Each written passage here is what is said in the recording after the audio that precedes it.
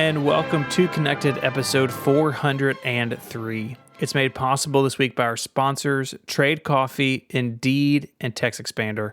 My name is Stephen Hackett, and I'm very pleased to be joined by Mike Hurley. Hello, I'm back.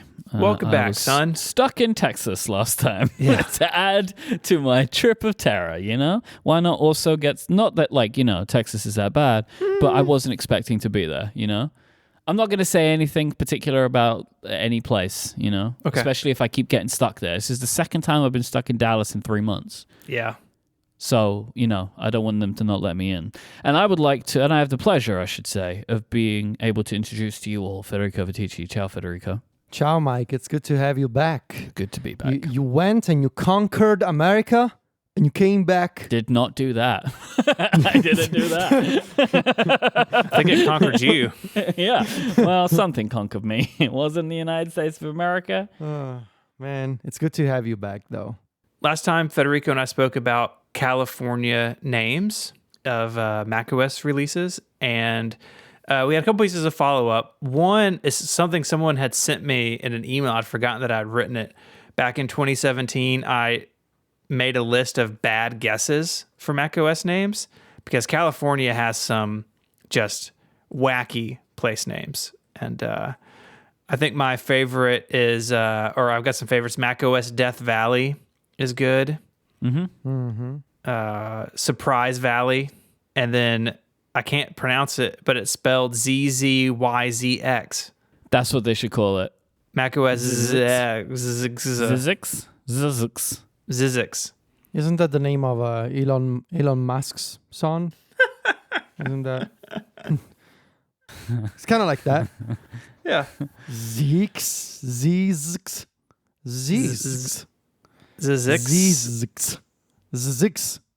What's a macOS slow house? Slough house? How'd you pronounce that? Okay, so I just found a YouTube video. Okay. It says it's Zizix. Zizix. macOS Zizix. There's got to be an easier way to write that than this. I like macOS Sutta Butts. Buttes? Is that what that is? I think it's Buttes. I think it's Butts. Sutta Butts. You said butt. Oh, macOS YOLO County? I mean, come on. That's the year when they just put iOS on the Mac, right? They just called it YOLO County. macOS Mount Baldy Wrightwood. Hey, Baldy. There's one we're all hovering around, but no one's going to say it, right? From this list? Is there? macOS Russian River Valley? You wouldn't do that. Oh, I Would didn't you? see that. Yeah, that's not good. That's not good. macOS Lost Coast. Mono County. Mono County. Yeah, you don't want to get This is a that. great list, Stephen. Thank you. The funny thing is, if one of these gets picked one day. Oh, yeah. Needles? Needles. macOS Needles. California has some weird place names. They do. On the side of names they have used, listener Yan. I'm sorry. I'm so sorry. I don't know which way to pronounce it. They put together a map of released macOS names. So you can look at this. It's pretty sweet. Custom map on felt.com, which is kind of a cool website. You can make custom map stuff. You can see him. He's got the wallpapers there. They haven't really gone into Northern California. It's all kind of been central or southern. I guess that's where they're from, maybe. I don't know. I guess so. But kind of cool to see all those areas. And there's lots of options. They could do this forever, I think. Although at some point, I just wish they would align the numbers to iOS and iPadOS, because macOS 13 versus iOS 16, it's all very hard to keep straight. I don't dig it. Happy Hackett Day 2 days ago. It was Hackett Day. So, Federico, I want to tell you a thing that happened on Monday, right? Monday was June 20th. Me and Stephen were on a call together. We have a call every Monday. During the call, we both said, what is Hackett Day? Because it's on our calendars. Yeah. I have no Hackett idea. Day, June 20th. You don't remember either? No idea. No. Okay, so do you remember the Hackett number? Is it it's the number of computers per household? Computers per person in Stephen's household. Okay. The original calculation of the Hackett number was 20.6, therefore making the 20th of June 26, right? The 20th of the 6th, Hackett Day. Mm-hmm. I don't know why we decided this, like why we went this far with it, but we did. So happy Hackett Day, everyone. It seems so unlike us to take something too far. I know, but I feel like we didn't need to give you a day, but we did. So June 20th, Hackett Day. So I thought it would be fun for Hackett Day. I think we've done this in the past to get an updated version of Stephen's Hackett number. Yeah. Because if you remember, the Hackett number is a constant. It's and fixed. It's 20.6. Now we can do this calculation again, and we can find out what Stephen's extended Hackett number is, which is the changing Hackett number over time. Am I correct in that? Correct. Is that how that works? Yeah. So initially it was 20.6 devices per person in my household. In 2021, it went up to 32.8. So I'd added some things in the... You sure had. That's a lot of things. There's a lot of people in your house. 5 people. So I spent about an hour on Monday updating this. By the way, Justin Hamilton created a website, which we'll put in the show notes, so you can calculate your own Hackett number if you would like to. So I've updated it, and the new number is 43.2. Whoa, it's doubled. What? It's doubled from 2 years ago. The year-over-year change is very similar. That's a very bad What have you done? thing. Would you How? like the breakdown? Yeah, but how could you have doubled, though? A lot of it's iPods, I feel like, because I did a bunch So? of photos and stuff of them, and they're small. It doesn't matter what it is. They're small. The current count is 59 desktops, 59. and somehow, amazingly, the same number of notebooks. 59 notebooks. Wow. Well, now every time you buy one, you have to buy another. I know. That's all right. 10 iPads, 4 Newtons, 28 iPhones, 56 iPods. Well, one thing, you need 3 more iPods. I need 3 more iPods. So make sure you get to work on that, so you have 59 of everything. Yeah. That is horrific. Only 4 newtons? Well, it's only like, I think there's only 5 Newton devices. Oh, well, that's a shame. You're missing one. What about the 5th one then? Yeah. Where is it? Yeah, I'm missing one. I'm missing the 130, I think. Oh, ridiculous. Let's see. That's everyone's favorite. There was the original. Oh, no, there's more than that. Original 100, 110, 130. Yeah, I'm missing a couple, it looks like. You call yourself a collector. It's unforgivable. So that's my new shame. This is so high. I thought that it had really slowed down, but the year over year is very similar. So What I can tell you is it hasn't actually slowed down. It has continued at quite a rate. I did mine, by the way. Let's hear yours. Well, my Hackett number is 5. Which is You want to know mine? a really big difference, especially considering as well there's only 2 people in my household, right? Yeah. So My Hackett number. that makes it Mine is 3.5. ooh. Yeah. I want to know give me the breakdown, Federico. 1 desktop. Mhm. That's my gaming PC. Yep. 3 laptops. And I don't want to get into the details of the 3rd one yet. What? We'll talk about What is it, it though? at some. No, I won't tell. 3 iPads, Pro, Air, and Mini, Mhm. 0 newtons, and 2 iPhones, and 2 people in my household. Right. No iPods. No. I have 2 desktops, 2 laptops, 6 iPads. 2 of them are about to be sold off. But I have 6 right now. 0 newtons, 2 iPhones, 3 iPods. 2 people in my household. Comes to 5.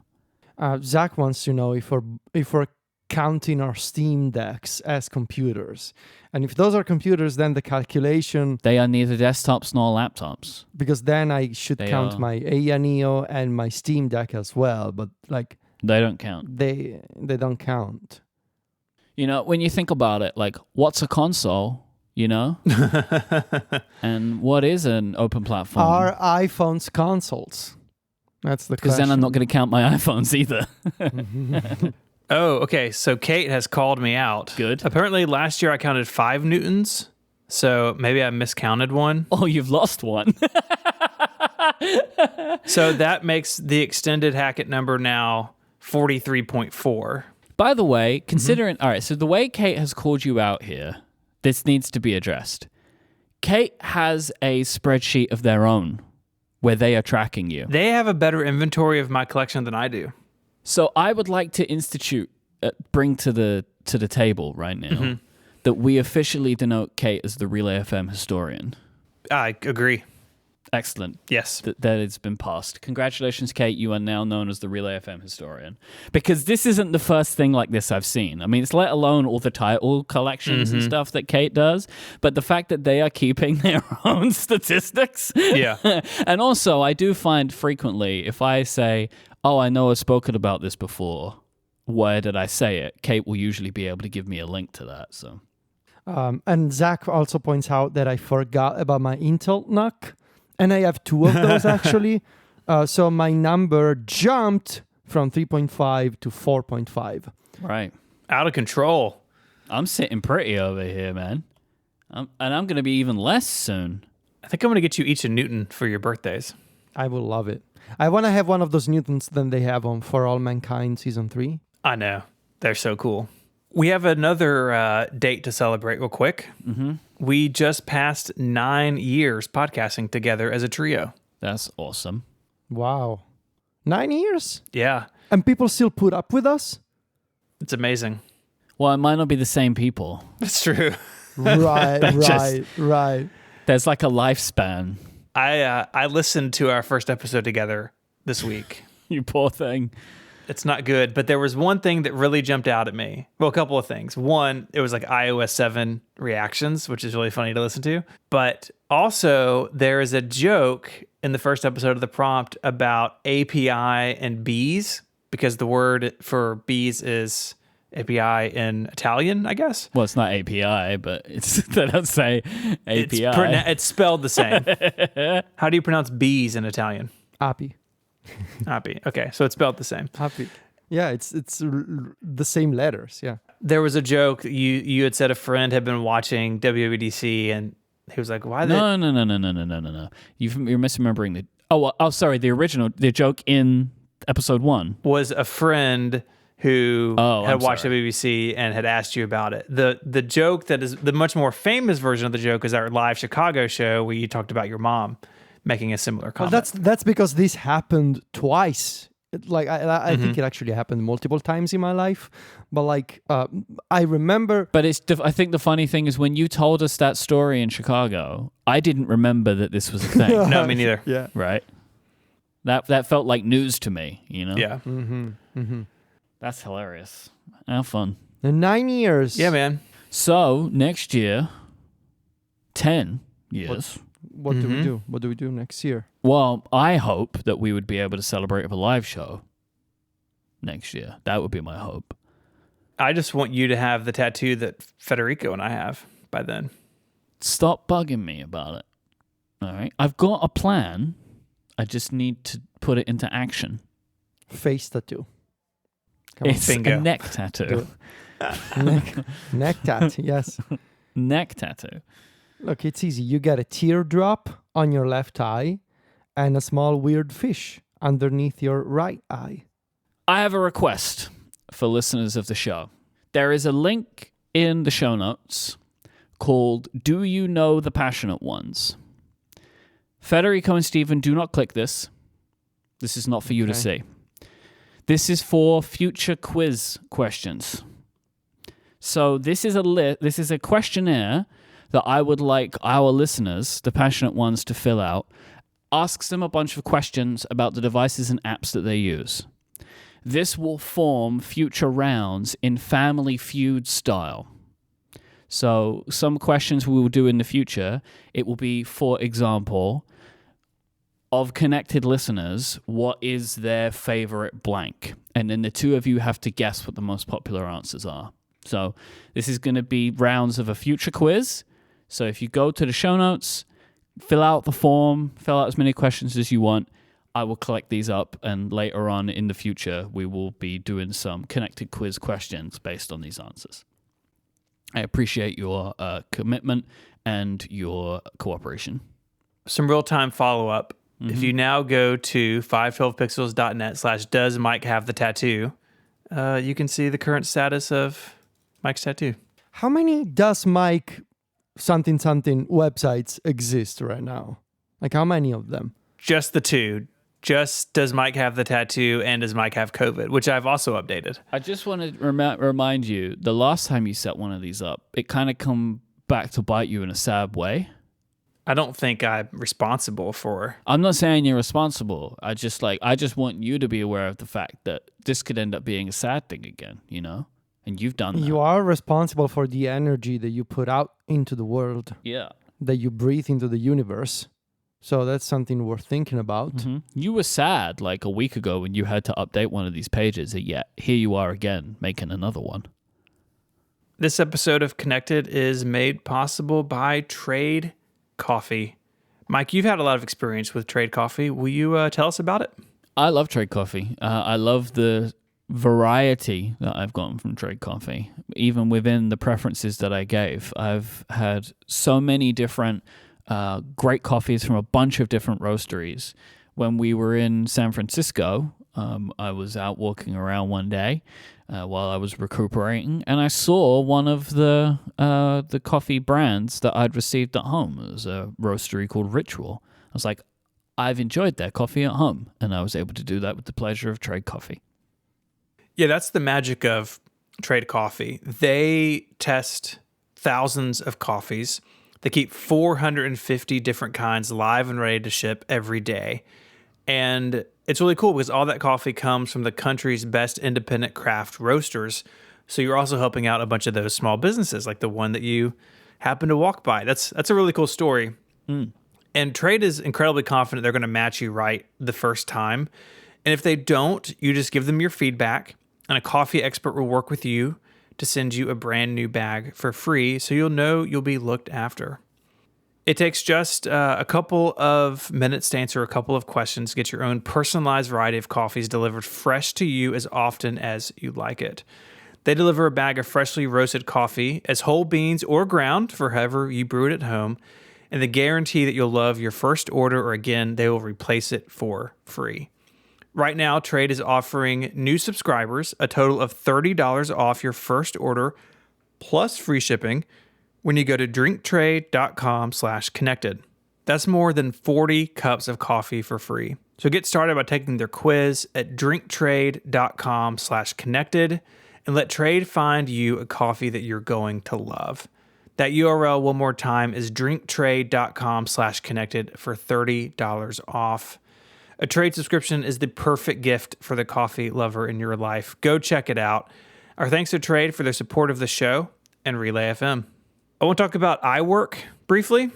Take action, baby. Take action. Version 12.1 of iWork is out, and a couple of pretty cool features. So in Keynote, there is now a way to create dynamic backgrounds that move behind your text or images, whatever you have on your slides. So I've actually been working on a keynote for something, and I turned these on, and you can change the speed and the colors, and it's just like a very kind of, well, it can be vibrant and wild if you want it to be, but I made just like a very subtle, like blue and green kind of background that slowly moves over time.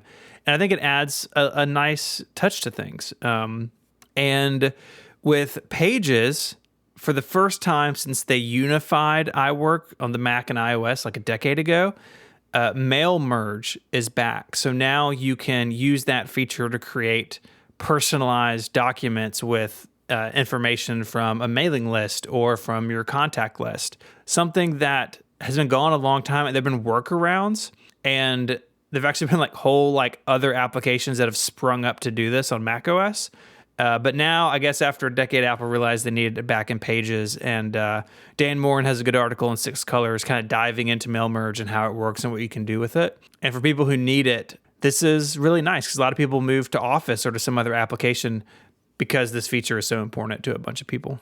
I don't understand what mail merge is. First of all, can you explain to me why it's called mail merge if it's in Pages? Shouldn't it be called Pages merge? I think it's about that you're like bringing a mailing list into your document, because it's also called mail merge in Microsoft. What does that mean? What, like, do people just carry around mailing lists? Like What is a mailing list? a list of email addresses, Okay. like in MailChimp. So you have your document.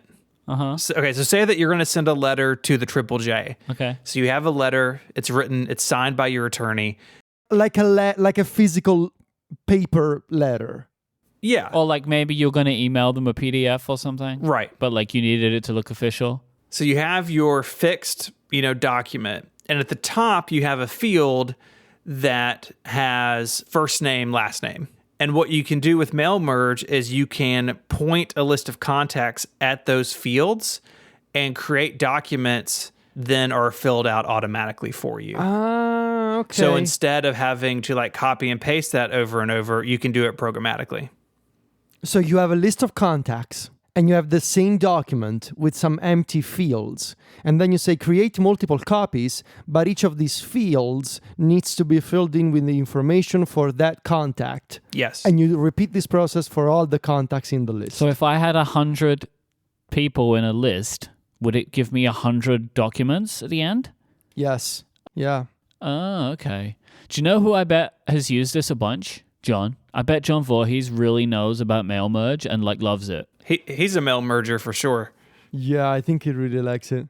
OTJ is 100% mail merged. Yeah, he's been merging for decades, I think it's, yeah. Let me ask him. The other big use is to print address labels. So like if you're doing holiday gift cards yourself, and this is where there have been other apps on the Mac to do this, but you can bring in a bunch of contacts and print like a sheet of, like you run like a sheet of labels through your printer, then take them off and put them on an envelope. You can now do that in Pages more easily. I have fired off a message to John Voorhees, to OTJ, to ask him if he likes mail merge, and he has replied, "It's hot," with a fire emoji. So Wow. Settle down, John. John loves to merge. He loves to merge. He can't stop merging. No, we found his thing. This is his thing. Mm-hmm. Don't yuck his yum. He loves, and he uses it with. I use it with shortcuts, whatever that means. I don't know what that means. Oh, but yeah. John because, has a. Yeah, no. Guys, I made a mail merge shortcut years ago for John. So John has... How could you have done that when you didn't know what it meant? I am sorry. So, well, that's because I got... My problem is the terminology, where everybody just keeps repeating the same words, like mail merge is back. It's like, what is mail merge? John just came to me with the specific problem, and I understood the specific problem, which is whenever we do giveaways and I have promo codes, I want to send out these promo codes to a list of people. I don't want to do the manual copy and paste every single time in mail. Is there a way to automate that? And he told me, I now remember that he told me that sort of process was called mail merge. I didn't call it that. I just figured, this is something that I understand as a problem. Well, you did in the shortcuts archive. It's called mail merge. Yeah, because he told me this is mail merge. And so, yeah, that was 3, 4, 5 years ago, maybe. I really think it's a bad name. Like, the name doesn't really sell the feature. Yeah, do you want to know what I thought it was? So, I know this phrase, right? I've known this phrase for years.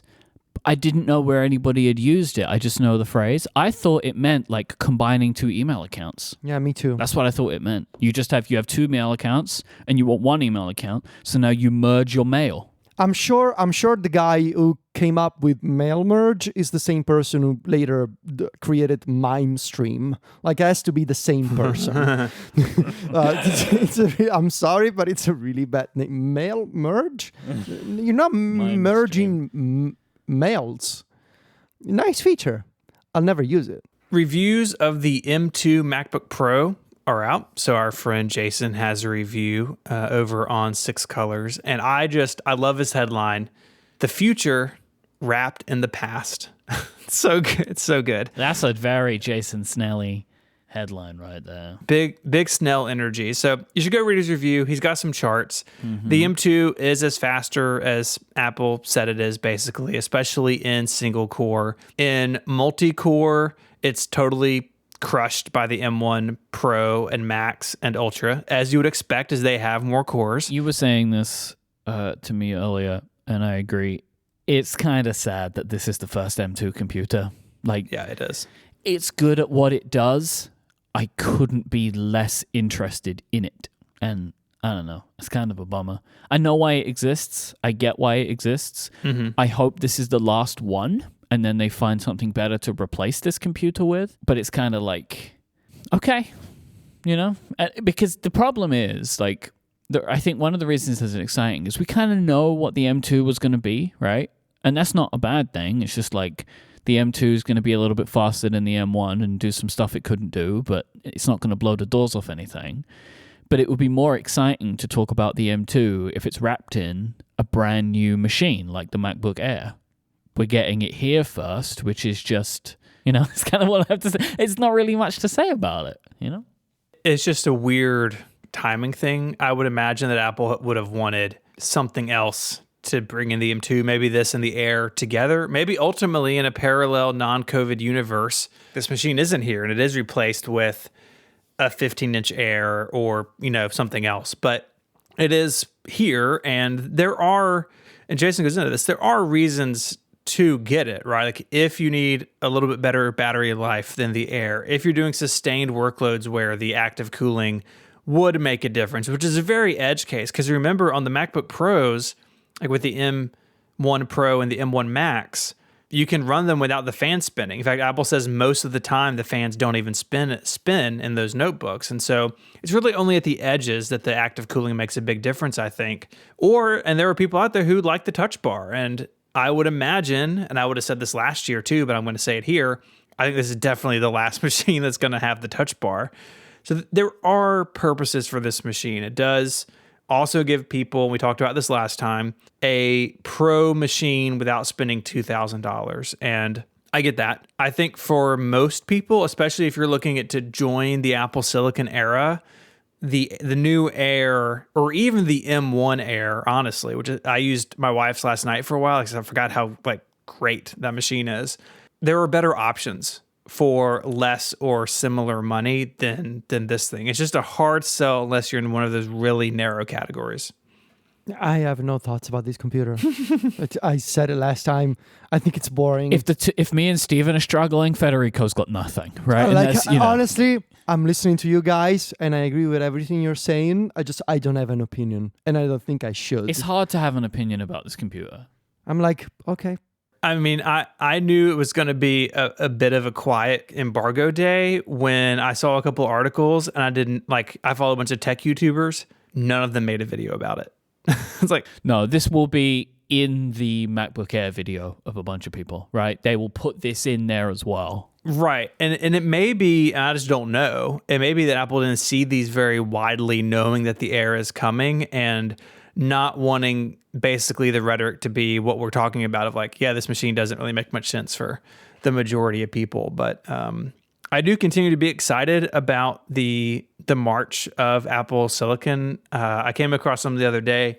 Someone had commented about, this is really M1 part 2, or it's really not as exciting. It's but that's how it was always going to be. Mm-hmm. You only get that big 4 to 5, 6 times faster when you change architecture, right? Now we are in the mode where it's going to be incremental from here on out. And some years will be better than others. There have been years on the A series chip where they're dropping 2 times performance on something, and other years it's 20%, right? It just depends on what's going on. That's totally fine because the Apple Silicon machines are already starting out so far ahead.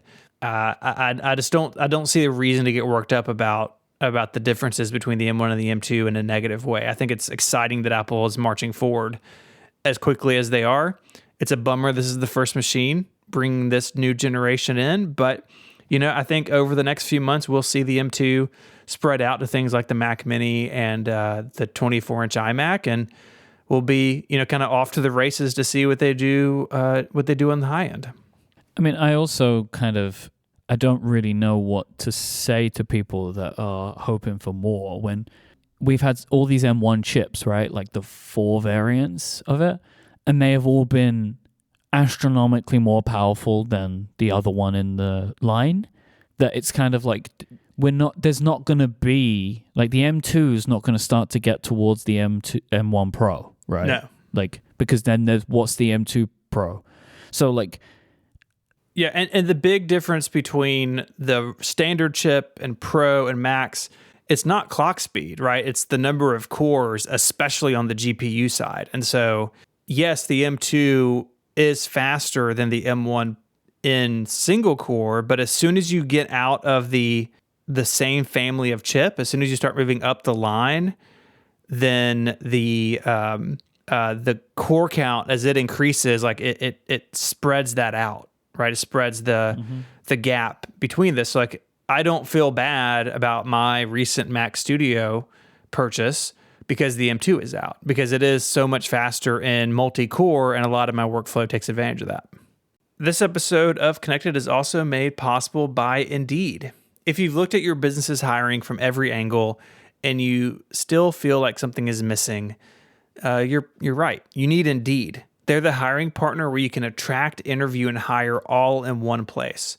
So instead of spending hours on multiple job sites hoping to find candidates with the right skills, you need one powerful hiring partner that can help you do it all. You can find great talent through time-saving tools like Indeed Instant Match, assessments, and virtual interviews. With Instant Match, over 80% of employers get quality candidates whose resume on Indeed matches their job description the moment they sponsor a job, according to Indeed Data US. One of the things that's really cool about Indeed is how they just know how to make hiring pain-free. Like how Indeed makes it easy to connect with your applicants. You don't need to install anything extra. Indeed's virtual interviews just work from right within the browser. Even better, Indeed is the only job site where you only pay for applications that meet your must-have requirements. Indeed is an unbelievably powerful hiring partner, delivering 4 times more hires than all other job sites combined, according to Talent Nest in 2019. Join more than the 3 million businesses worldwide that use Indeed to hire great talent fast. Sign up for Indeed now and get a $75 credit towards your first sponsored job. Plus, earn up to $500 extra in sponsored job credits with Indeed's virtual interviews. Visit Indeed.com/connected to learn more. That's INDEED, Indeed.com/connected. Terms and conditions apply. Need to hire? You need Indeed.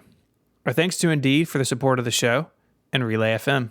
Beta 2 is out. I think, Federico, you've been installing it in the background. Is that done? It's installing now on my iPad Pro. It's done on my iPhone, and I was just playing around with it. Okay, so couple of things I've noticed on the lock screen. There are 2 new options for color wallpapers. So before, there used to be only 2 filters, right? The natural color filter and the black and white one. They have added duotone and color wash as 2 new additional filters when you're putting together color wallpapers on the lock screen. I don't see other changes in terms of new widgets or placement of widgets or anything else. So just new color options there. I have seen a slight redesign for some shortcut actions, like when you're choosing from a list or entering some text in an alert. Those are looking much, much nicer than before. And they're actually, like, this is not beta 2, but in general, they are a lot faster than iOS 15. It's immediate now.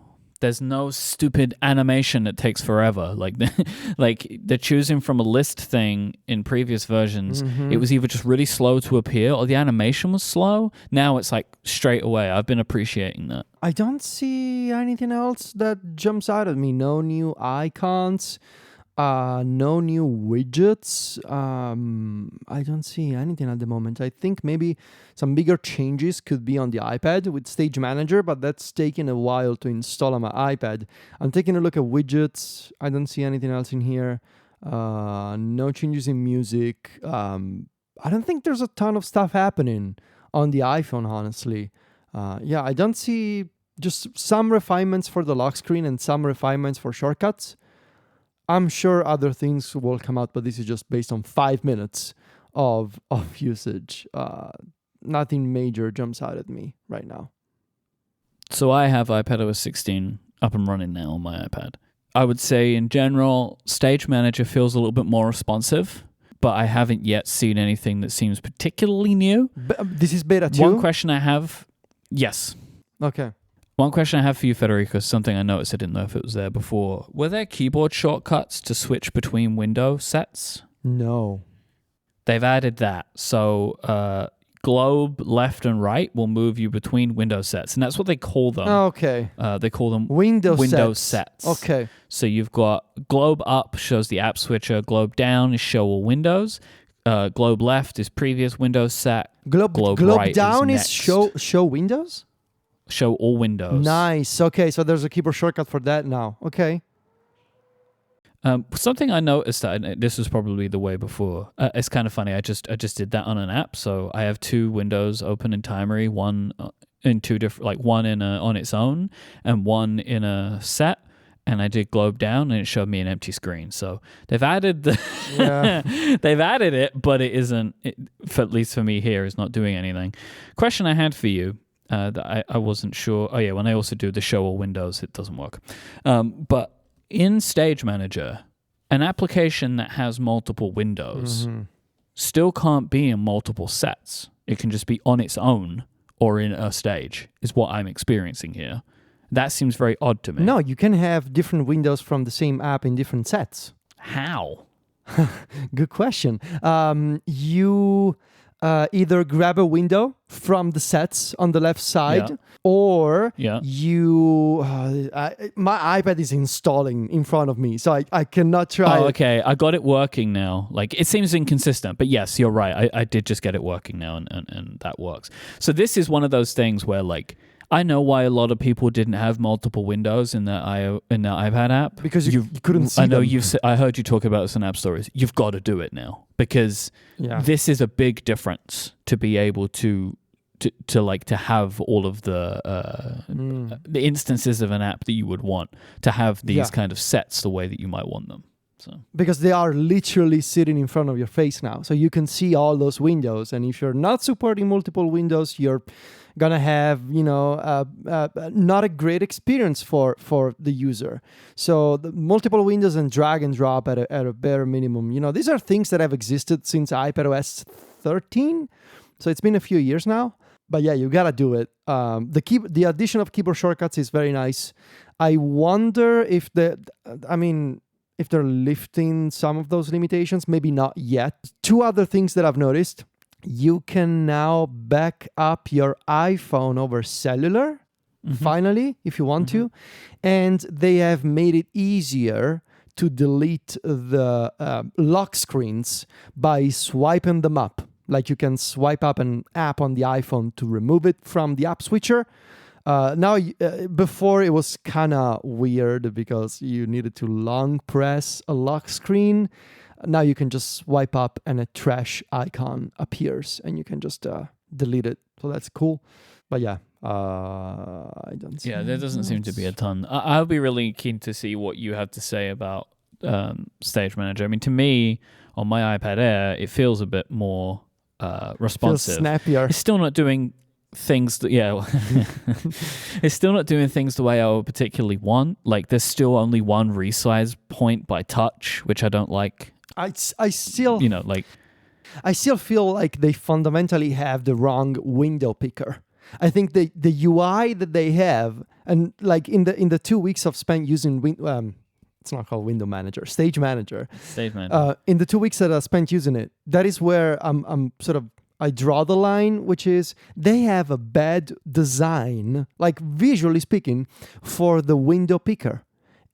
By window picker, I mean... You mean the thing on the left, No, right? no, not that. That's cool.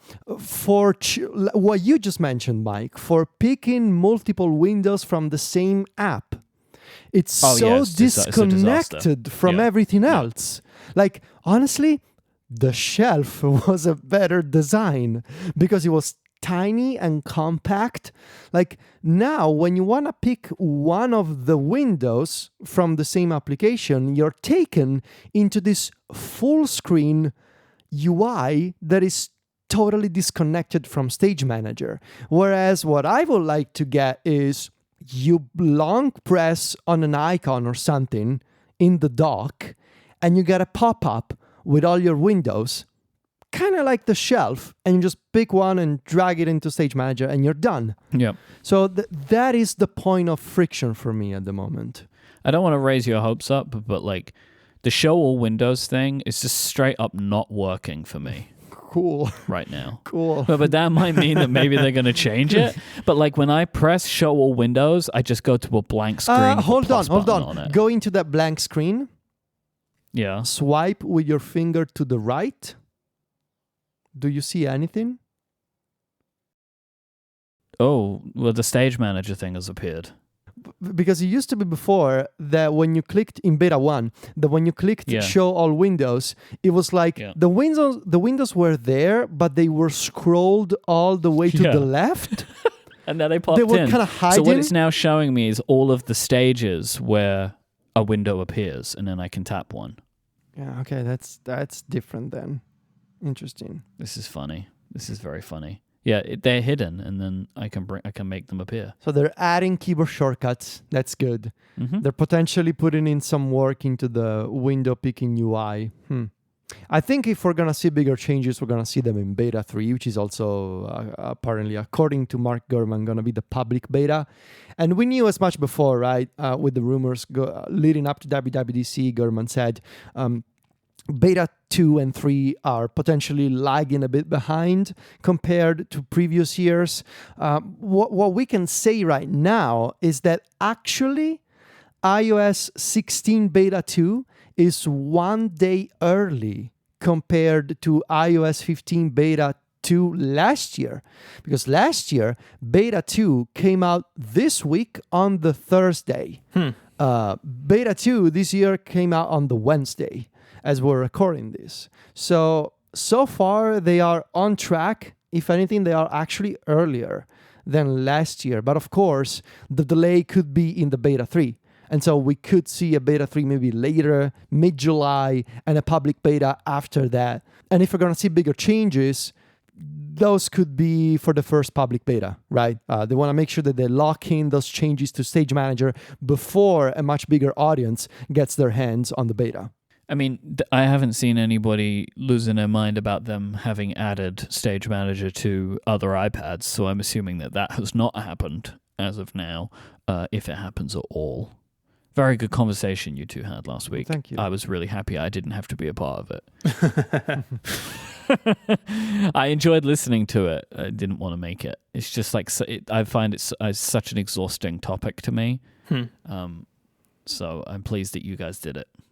Mike, do you want to tell us about CAPTCHA autofill on iOS 16? Oh, yeah. Yeah, so I've got a couple of things that are in iOS 16 Beta 1 that I just thought were really interesting. One is replacing CAPTCHA with what's called a private access token. I'm going to read from, this came from a session at WWDC. Private access tokens are a powerful alternative that help you identify HTTP requests from legitimate devices and people without compromising their identity or personal information. We'll show you how your app and server can take advantage of this tool to add confidence to your online transactions and preserve privacy. So basically, you know when you have to do a CAPTCHA and you have to like pick all the things that are a stop sign, or like drag this puzzle piece to the correct place, or like type this thing you can't read. This will eventually, hopefully, remove the requirement for that, because effectively what it's doing, this is, as you can imagine, Apple, so it's privacy focused. It's not giving any user info to the server or the CDN or whatever. It's just confirming this is a real human being. So Fastly and Cloudflare, they're two CDNs, they've already added it. They were already supporting it. So if you're on iOS 16, you won't see CAPTCHAs from Cloudflare like hosted stuff now. If they have a show, sometimes you go to a website and it's like, we need to identify you, like, and it's got like the Cloudflare stuff around it. You won't see that anymore if you're on iOS 16 because it's just communicating to the CDN. This is a real person. So this is a really great technology that I hope. I mean, I don't know I don't know if it is an open source technology. I hope so. It's kind of reminded me, in essence, of that the password replacement thing. I don't remember the name of it now, but you know what I'm talking about, right? Like the passkeys. Passkeys. It reminded me of that, of like, we'll just take care of this for you, and we'll just get rid of this annoyance. You don't have to do it anymore. So I think this is really good, and I hope that it rolls out. At the moment, this kind of doesn't really feel like something that specific apps, I guess, don't really have to take advantage of this, just the services that they use. So I guess the hope is Google will, right? Because I would assume, I know for me personally, most of the captures I see are the Google ones, right? When you have to like pick the two things. But my understanding is Google uses this as a way to train their algorithms. So I don't know if they kind of want to get rid of it. I guess we'll see over time. Right? Is that an urban myth? No, I think it's true. Or is that true? That they use it, they're using it to test for like car stuff? It's got to be. I mean, it's always like driving related things. Like, show me the bridges, show me the, palm trees. Because And it used to be other stuff, and then it became only car stuff, right? Yeah. I feel like that's all I see. I also, I'm a proud subscriber to Club Mac Stories. Oh, thank you. Although I think I used to pay, but no, I don't anymore. But I'm still a subscriber. I don't remember. If you made me free, thank you. Otherwise, I pay. I think I did like last year, and I told you, but then you forgot. Who knows? But thank you if you comp me. Sure. I wanted to pick two things that I found in a great article that Federico wrote called 5 iOS 16 features you may not have seen yet. You should subscribe to Club Mac Stories to find out the other three. I'm only going to tell you two of them. One is to add CCV Spoilers, cards to credit card autofill. This is fantastic because I get so frustrated with this. I use 1Password, right? But sometimes 1Password doesn't see the credit card number or whatever, but Apple does. Or Apple's little thing pops up and I just want to press it because it's right there.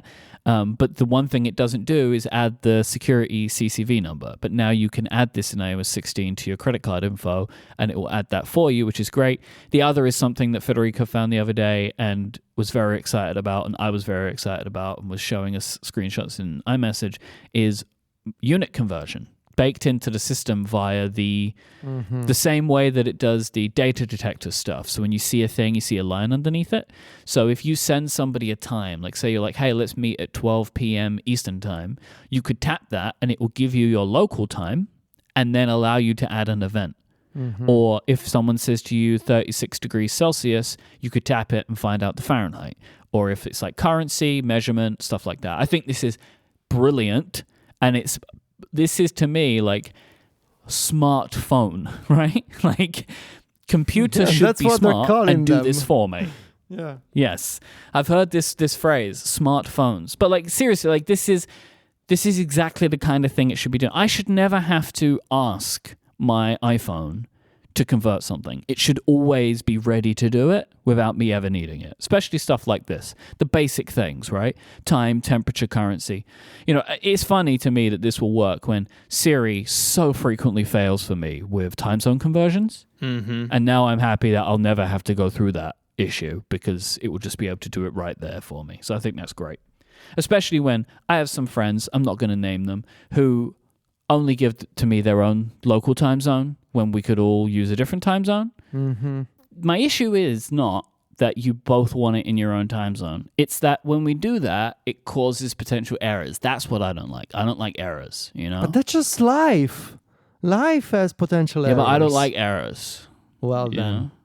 You're in for quite a ride. Look, I had COVID, okay? Oh, come on. You gotta be nice to me. How long is this thing gonna be now? For years? Forever. For as long as I still feel like my chest is burning, like it is right now. Okay. When I can forget that I had it because I have no symptoms, then you can be mean to me again. Right now, you got to be nice to me. Let me tell you some nice things then. They have definitely added a specific category for keyboard shortcuts for Stage Manager. So Command F that was in there before for full screen, now it's called Zoom. So you're zooming into a window in Stage Manager. Command F is find in like every other application. I'm sorry. Globe F. Okay. That I can forgive. I was like, if Hold on, because it gets better, Steven.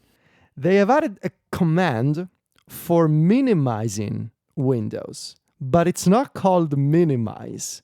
However, the shortcut is, and I'm getting this right, Command M, like on the Mac, but it's called remove window. So when you do Command M in Stage Manager, you don't minimize it, you remove a window from the set. Which, okay, it's Command M though. That's minimize. I'll tell you, that does not work in messages. That is a conflicting shortcut in messages that shows keyboard shortcuts, apparently. They have added a keyboard. do these people talk to each other when they work on these things? So I've got messages open, and all it's doing is like opening and closing the text field. It's Amazing. They have added a keyboard shortcut for bringing in another window, so that's nice. Basically, when you press Control globe up, it now shows you the home screen. So it's like what they did last year with split view. Now the same works in Stage Manager, and thankfully, they have added a keyboard equivalent for moving a window to an external display. So now there's a hotkey to do that. It's Control globe, what's it called? Like the reverse backslash? Is that the name? Reverse backslash? I guess. Anyway, there's a hotkey. slash? Wait, front slash, forward slash. No, it's not the forward one. It's the other one. Backslash. Just backslash? Is that the name? What's the name of... Not the forward one, the other one. It's not a forward slash. Reverse... Slash. Backslash. It's just slash and backslash. Backslash, right? Backslash exists. What's happening? Forward, reverse, backslash. No. What's it called? Slash or back? Oh, God. Anyway, backslash? Is that the name? Federico, I tell you what, set in iMessage, paste the character that you are seeing, and we can tell you what it is. So you send that one to us in iMessage, and then we can tell you whether it's forward slash or backslash. What's the name of this? Okay. Backslash. Backslash. Okay. That's a backslash. And the other is forward slash. Forward slash. Okay. Or just slash. Or just slash. See, that was my confusion. Okay, so there's Control globe backslash to move a window to another display.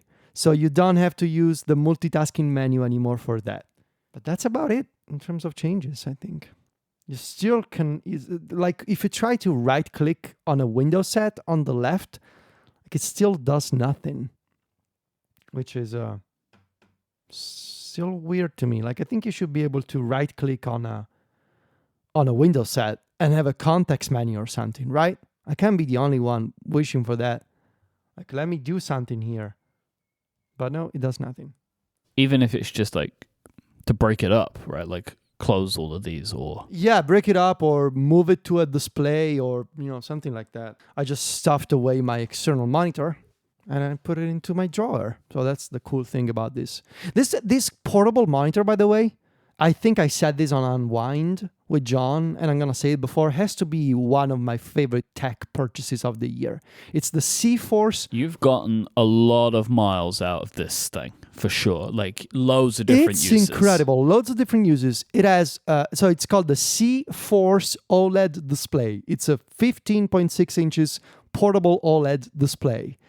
And it's incredible. Like with the iPad Pro, you can run a single cable from the USB-C port on the iPad into the display. It powers the display and it sends, the appropriate video signal to use it as an external monitor in iPadOS 16. I use it with the Nintendo Switch. I use it with the Steam Deck.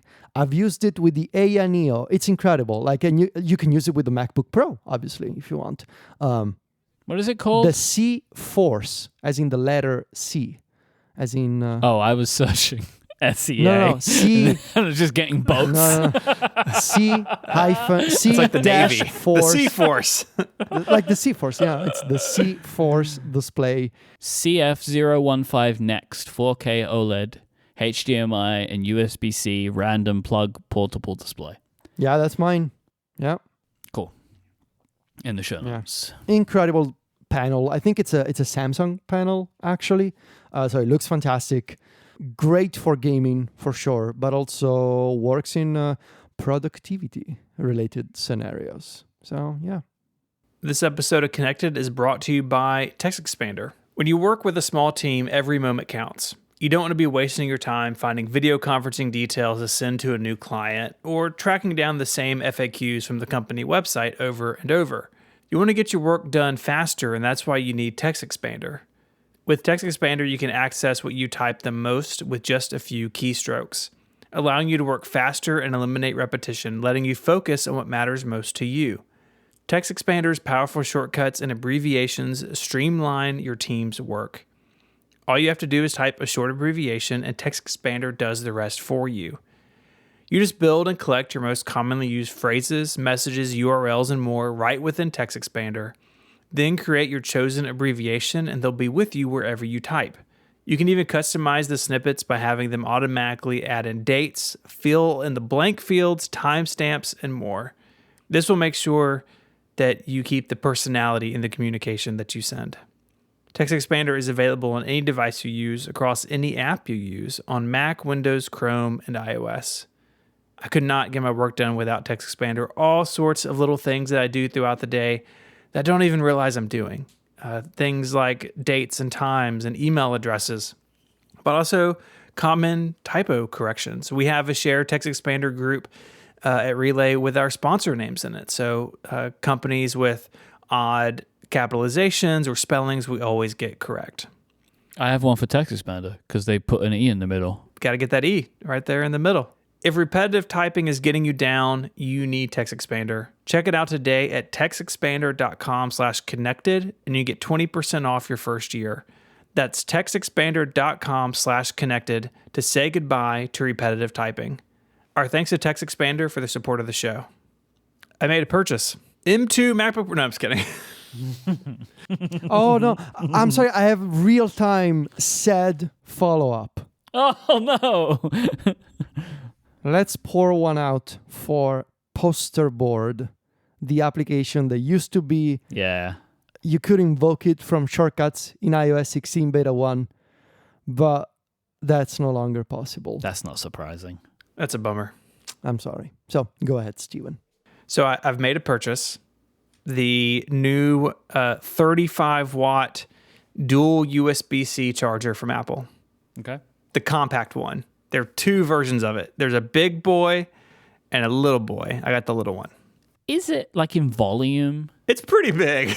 Because like they're just arranged differently. One is wide and one is tall. Wait. There's two of them? In some markets. Am I some market? In US, Canada, China, Japan, and Mexico. Otherwise, they use the other one. However, what I will say for the other one, the taller one, is it has the interchangeable duck head. They're not all called duck heads, are they? But interchangeable adapters. Yeah. So you could use one thing in a bunch of different places. So that is the benefit, at least. If you were taking it to America, you would just need one of the little America things, and you could swap that on instead of the Europe one. So I think it's just because they haven't found a way to make a collapsible one for other markets yet, I guess. It's pretty nice. The compact one also has like grooves on the side if you like put your like thumb on to like unplug it and plug it in, which is kind of a nice touch. And the prongs fold flat. It's interesting how they work. So it's 35 watt total, not 35 watts per USB-C port. So if you connect a Mac and an iPhone or an iPad, it'll split it 17.5 watts each. But if you connect something like an Apple Watch or AirPods, they can just pull 7.5 watts, leaving the other 27.5 for whatever is in the other port. So it's doing a balancing act depending on what's plugged in. But I got this for our kitchen where we were habitually like unplugging and replugging different cables in to just a single, I think it was like an 18 watt, like the old iPad one, USB-A. So it'd have like a lightning cable, but then also micro USB for some other stuff. And now I've just got this thing, and it is definitely bigger, and it's a little weird for an Apple thing, because like the ports are on the bottom, so the cables come down like down flat against the wall instead of out, which I actually like in the situation that I'm using it. I think it'd also be nice like behind a bed or something, because it's snugger to the wall than the more traditional Apple style where it's sort of long ways out from the wall. So I can see uses for the compact one, and seems fine. Charging stuff, doing what it's supposed to do, and has been well received in my household. It's funny because this adapter style, we have one that Apple makes in the UK. It's the standard one. Yeah. And it collapses in on itself and has the plug in the bottom with the grooves on the side.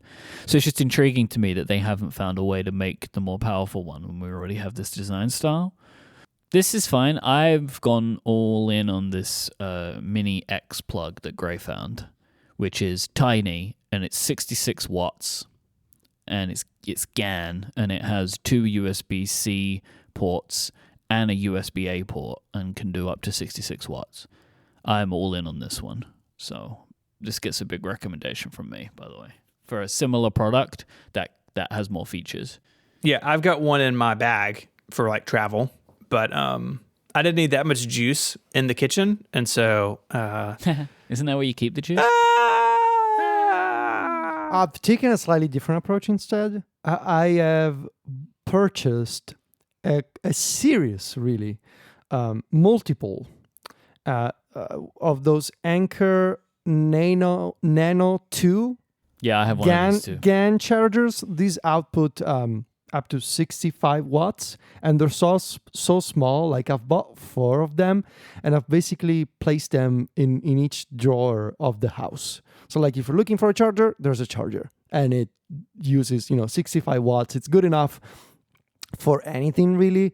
iPads, Nintendo Switch, laptops. I mean, it's not as fast as MagSafe, but it gets you there. And it does one, right? You can charge one. And it's like this small cube that you can hold in your hand. It's very nice, actually.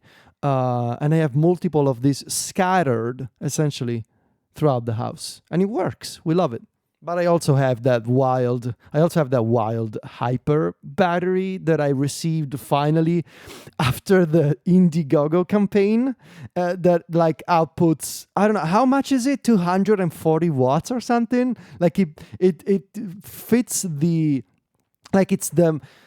cannot get any bigger than this if you want to go on an airplane with this battery. Like, this is the maximum capacity for. Is this the 245 watt USB-C battery pack and GAN charger? Yeah. And it's got the little screen. It's got the little right? screen. It's amazing because it shows you when you're charging the battery, how fast you're gonna charge it and how long it's gonna take. Or if you're charging from the battery other devices, it shows you the charging rate that they're pulling from the battery, and it's got two 100 watt ports, and 2 65 watt ports. So if I want to charge my MacBook Pro, I can just use the 100 watt port, and it's incredible because I believe the 14-inch Pro tops out at 96 watt charging for USB-C, so that's great. Otherwise, I just use the 65 watt one for my Nintendo Switch or Steam Deck. And yeah, I love this thing, but it's like you can hurt somebody with this thing. It's so heavy, but I found another product for you. It's called the 12 South 3-in-1 charger. It is like many of these products, it does 3 things. It has a 7.5 watt magnetic Qi charger, an Apple Watch charger, and a 5 watt Qi charger in the base, right? So you could have your iPhone held up, you would put your Apple Watch behind it, and you put your AirPods on the little base, and it would charge them all. Somewhat slowly, but it would charge them all. What I like about this product is it has a built-in temperature control that pairs with a voltage protection. for keeping, as its quote, for keeping the entire package from overheating when you're topping up all 3 devices at once. I think that's cool. I feel like, you know me, I want to know things have that in it. And I feel like not a lot of companies say that they do this. And so I think that's cool. So I would feel confident having this thing by my bedside to charge everything. They're putting the air in air power. That's what they're doing. Keeping it cool. It doesn't keep it cool. It just recognizes that it's hot and turns it off. It could have a fan. Put a fan in there. Federico has one of a fan in, right? You used to. They remember when I received that charger that had like a fan. You could hear it. You were going. It was like a white noise machine for your nightstand. Yeah, because it was doing what AirPower was trying to do, right? It was like 7 charging coils in one pad. Place anything anywhere and it's gonna charge. Bad idea. Bad idea, man. We were really into that, like as a human species, until a few years ago, and then I think we all sort of accepted that it's preferable to avoid a house fire and just have distinct placements for devices. That was a weird moment in human history. Not particularly hard to just put the thing down on the charger, you know, like in the place where you're supposed to, rather than a requirement to have a pad where you can arbitrarily put the thing down. I don't know how helpful. I don't really think that's very helpful. But, you know, I'm an anti-chi person anyway, so. Is that a particular trait that you describe yourself with? Like that's a very anti-chi person. Okay, that's a very specific thing. Anti-wireless. I'm trying to think of a better phrase for this. I haven't got it yet. Yeah. We learned today that you don't like that, and you don't like when people talk to you in other time zones. So that's useful information to have about you. Mm-hmm. Never speak to me in another time zone. That's about wireless charging. I don't want to know. You keep it to yourself. Yeah, that's where you draw the line. Yeah. I want to talk about WeatherKit for a minute. This was something that definitely got some attention the week of WWDC. So Apple bought Dark Sky a couple of years ago now. I feel like it's been a minute. It was more than one WWDC ago. I think we talked about this in the run-up to WWDC last year. Yeah. But they have a new framework called WeatherKit, powered by Apple Weather, is what they're saying. And if you read the description, it is basically dark sky. So current weather conditions, 10-day hourly forecast for temperature, precipitation, wind, UV index, and more. And, of course, the thing dark sky I think was probably most famous for, minute-by-minute precipitation for the next hour, in addition to severe weather alerts in some regions. So they've taken dark sky, which had an API. It's in a lot of third-party weather apps now, and they have re-bundled it as WeatherKit. It's a Swift API. They didn't even, I guess, bother putting it in Objective-C. So it is all Swift. I mean, if they're making something brand new, yeah, why would they? They're not going to. Yeah. It's going to be in Swift now, and it's kind of like, I'm sorry, if you're not going to learn Swift, if you're a developer and you were refusing to learn Swift, I got bad news for you, right? Like, at this point, you've got to understand, right? Like, this is where they're going, whether you kind of want it or not. And what's cool is, so they're platform-specific APIs for iOS 16, macOS, tvOS, watchOS, but then there's also a REST API for other platforms, so they're giving you more options there. And as you would imagine from Apple, it's very privacy-focused, and so they say that location is only used to provide weather forecast. It is not associated with anything personally identifiable and is never tracked between requests. So anytime you request new information, they're not linking that with previous location data. And they've got some pricing information up to 20 million calls a month, which is $1,000. I don't know what happens if you need more than that, but that's they've got those calls. It's 500,000 for free, which is cool, and it goes up from there to that 20 million cap. And that is about half the cost of the dark sky data. You know, one reason that weather apps basically all have in-app purchases is to pay for that weather data. It's not free. Apple is being really competitive with this pricing, it looks like. So I think this is great. I spoke to a couple developers who work on weather apps, and basically everyone I talked to is very excited about it, both about the features in this, but even the transition from dark sky. Brian Mueller, who makes Carrot Weather, says that it seems like they're providing for really excellent transition if you're using those older APIs. And a lot of folks are also just very happy about the way it's being implemented, from the privacy perspective to the REST API for bringing it to the web. There does seem to be a challenge that it does require iOS 16. So if your app maintains backwards compatibility with iOS 15, you may have to do some work there to maybe have two different code paths, at least for now. But it seems like it's going to be a real winner. And I think this is what we all thought when they bought Dark Skies. Like, yeah, you should not only make your own weather app better, which they definitely have, but it would be great if Apple had a framework to deliver weather data to third-party developers. And I know in Carrot Weather, I actually don't use Dark Sky as my source. I have the option to use it for precipitation, but I use a different source for the other weather data. And I may set that all back to Dark Sky, or I'm definitely going to check out the Apple Weather option, assuming that it's going to come to Carrot Weather. It sounds like it will.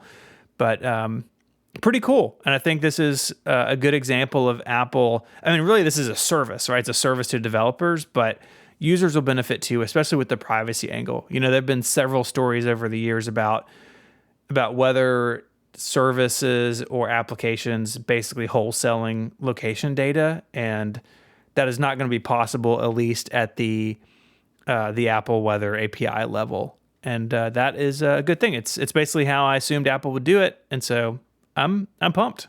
So it says on the Dark Sky website, support for the Dark Sky iOS app ends on December 31st, 2022.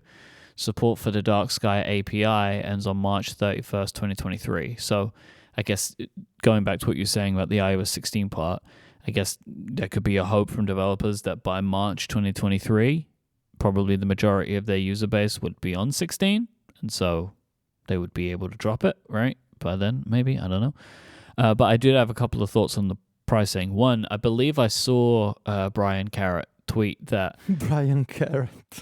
This is how I think of him. He's a carrot. It's a whole family. Brian Carrot, Joe Timery. Yeah, the Carrot family. Mm-hmm. Mm-hmm. I do this. I don't know if developers like this or not, but at least I'm saying the names of their apps, right? I feel like they must appreciate that. I don't think James Peacock has ever complained. That's a good point. Or James Dice. James Dice. People could call me Mike Relay if they wanted. I wouldn't care, I think I saw him say that he would need way more than the limit that Apple has, and that wouldn't surprise me, that 20 million calls a month would not be enough. I am sure Apple will do a deal with you, right?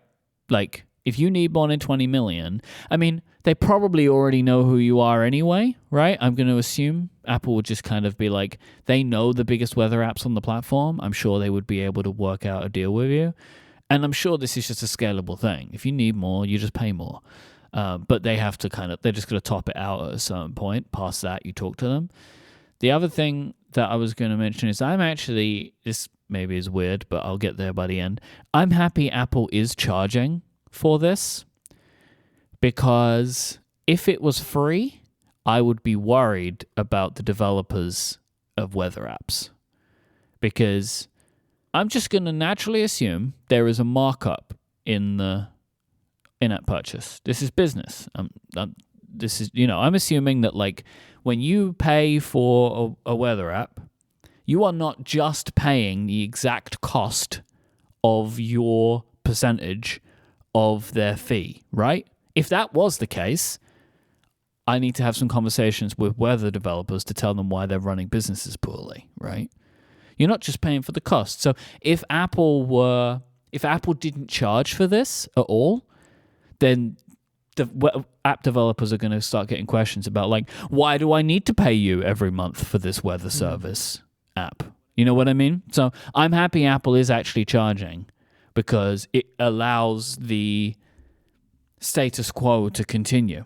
That even if you choose to use Apple Weather as your service in weather app A, B, or C, you still have to pay for it because it still costs the developer money. So I just like that they have kept that status quo, because they could have made this freely available like many other things are on Apple's platforms that in theory would still cost money, but they make them freely available. And a free service may attract government interest, right? If they're coming into a market and saying we can do it for free. That's a good point too. Mm-hmm. Yeah, I'm just happy that they're continuing to charge because it lets weather app developers still charge. And it's one of the apps types that I think makes a lot of sense for subscriptions because it has a fee and it's just like easy, right? And I'm just pleased that it's not going to like make it difficult for these people to continue running their businesses. I think that does it. If you want to find links to stuff we spoke about, head on over to the website, relay.fm/connected/403. There you can become a member and get Connected Pro, which is a longer ad-free version of the show each and every week. All Relay FM members also get our annual specials where every podcast on the network does this like extra show each year. All members get them. We've been tweeting them on the Relay FM account, so you can go check those out if you're a member. If you're not a member, now is a great time to join. You can find us all online. You can find Mike on Twitter as IMYKE. He is the host of a bunch of other shows here on Relay FM. You can find Federico as Viticci, Viticci, and he's the editor-in-chief of MacStories.net. You can follow me on Twitter as ISMH, and I write over at 512pixels.net. I'd like to thank our sponsors, Trade Coffee, Indeed, and TextExpander. Until next week, guys, say goodbye. Arrivederci. Cheerio. Bye, y'all.